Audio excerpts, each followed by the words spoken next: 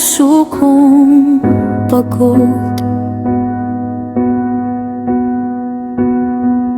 Ngunit ikaw ang unang nanatili nang ako'y wasak, magulo at takot. Hindi mo ako inayos na parang sirang bagay.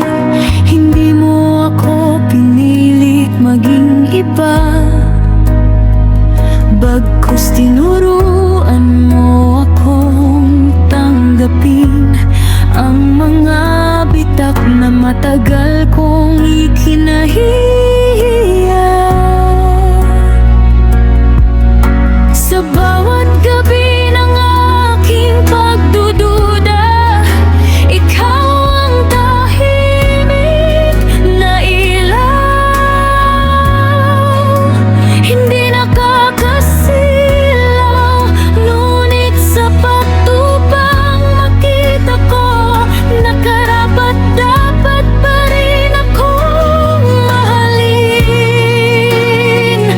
Pag-ibig pala ay hindi puro apoy, hindi laging unos at kilig.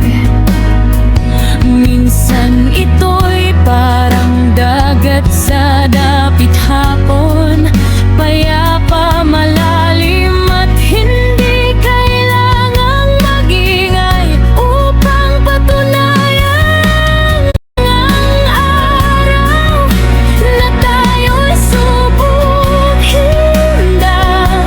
Iyong daw hahawakan kita, hindi dahil kailangan kita, kundi dahil pinipili kita araw-araw.